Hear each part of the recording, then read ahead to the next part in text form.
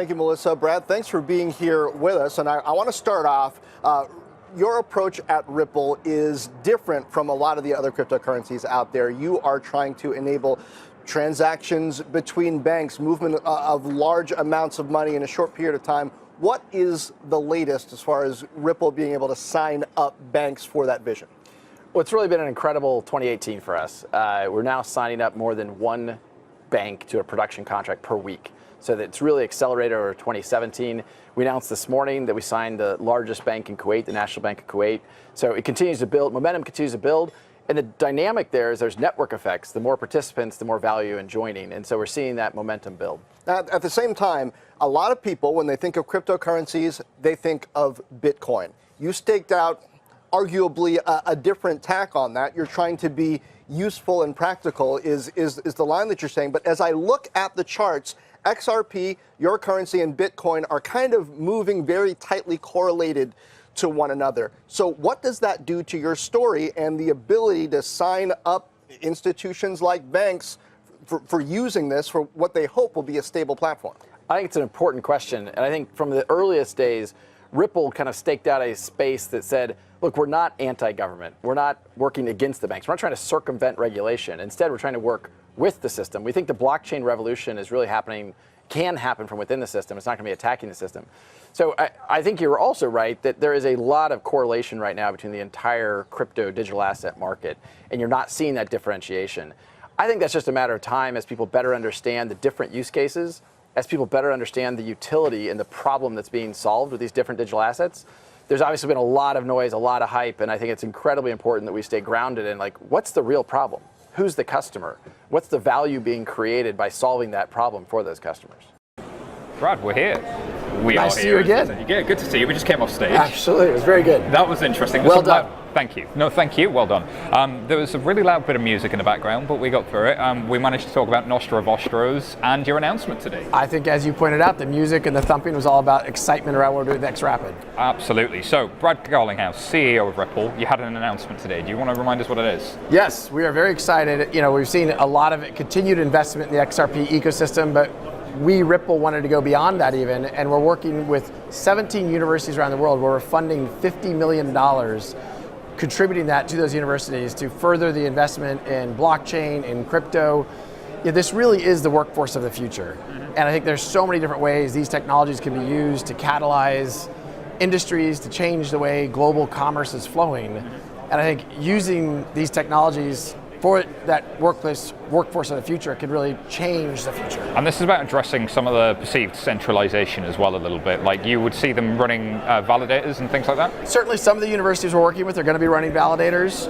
It was important to us that this was really a philanthropic effort, and it wasn't just a, hey, you know, we're going to do X, Y, and Z, and we want you to do these things.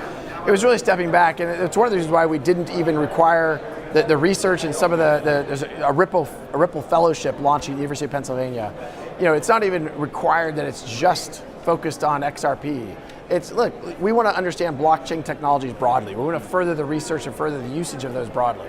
So you guys, two core products, XRapid and XCurrent. So XCurrent being the one that people probably know, it's the cross-border fiat to fiat, and XRapid is based on XRP, the digital asset, the natively digital asset.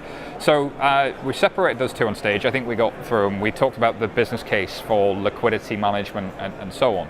But you guys sold, was it $170 million of XRP, and you've kind of publicly disclosed all of that stuff in Q1, and that's now building the war chest. Do you see a time in which that flips into being revenue from, you know, kind of providing XRapid and XCurrent more so than selling XRP? You know, we definitely continue to see both sides of the business grow quickly. As we talked about on stage, we've signed up now more than 100 customers on XCurrent. We're seeing more customers sign up on XRapid. We've publicly disclosed, I think, 6 or 7 of those. Ultimately, when we think about success, it's how do we drive success of the XRP ecosystem broadly? Yeah. We are one of many participants in that ecosystem. We are the most interested participant. You know, we own, as we talked about, 60% of all the XRP. One of the reasons why we're so proactive and transparent about what we do with XRP is because we want to be a steward of the industry.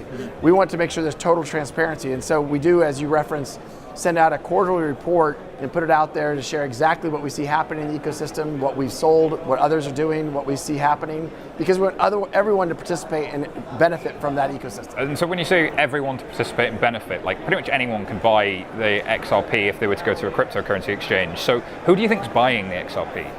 Well, I think I can't know who's buying XRP on Bitstamp or Kraken because it's their customers. We certainly see more institutional interest. We Ripple, we sell a little bit of XRP ourselves directly. Those are with institutional investors, institutional players. But one of the things I think is exciting to see change a little bit in the crypto industry broadly, and we talked about this on stage, is I feel like 2 years ago, the use case for crypto was kind of all about Silk Road or Alphabay. And now you're seeing, more and more people talk about, well, now crypto is all about the speculator. And I think that's true, but I think it's also an evolution. So is crypto for the speculator, or is it really latterly actually for somebody else? Is it for the institutions, do you think, longer term? Or would you prefer to see it go there, maybe? Many industries are, let's choose a commodity like gold, let's choose a commodity like oil.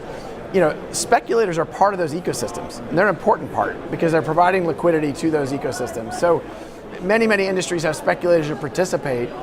Ripple is focused on how do we enable a institutional use case. Yeah. We aren't trying to, I actually was quoted publicly as saying I cringe when people talk about promoting a digital asset. Mm-hmm. Ripple never tries to promote XRP as a digital asset. We try to demonstrate its usefulness in product flows and solving a real problem.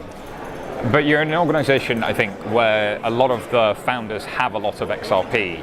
There's a lot of potential for conflict and that sort of thing. Your clients are the banks. How do you get them comfortable with the idea that you hold a lot of XRP and that XRP's price isn't going to be volatile, that there's not going to be any compliance challenges coming down the road? How do you get them there? Well, the first thought is, in terms of the potential conflicts you described, that assumes that we actually could control the price of XRP, which I would say we can't. If you were to dump a lot of it on a market, though. Yeah, we actually now, as I think you probably know, we have it tied up in escrow, and so we really can't even do that. But it's important, I think, for any healthy market to not have a player controlling the market. And I made a comment, not on stage, but separately.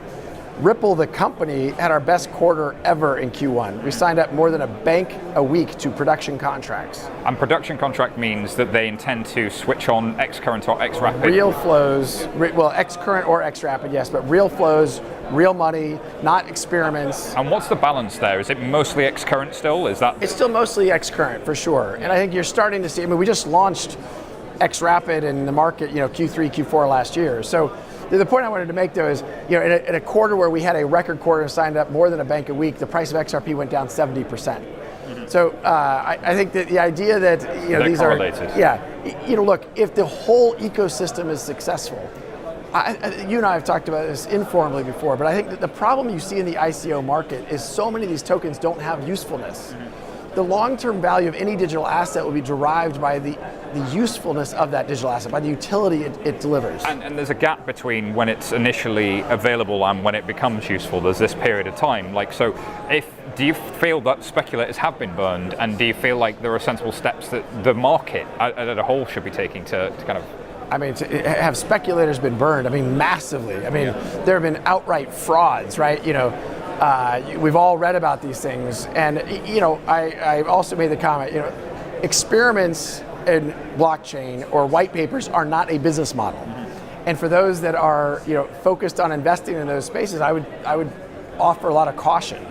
I think Ripple has been successful in part because we've been very focused on let's solve one set of problems for one set of customers, and we've gone very deep there, and our momentum there has, I think, served us well. It is. Brad, thank you so much for being on FinTech Insider and Blockchain Insider with us. I'm sure we'll bump into you soon. And where can people find out more about you? Ripple.com. Thank you for Check being us with out. us.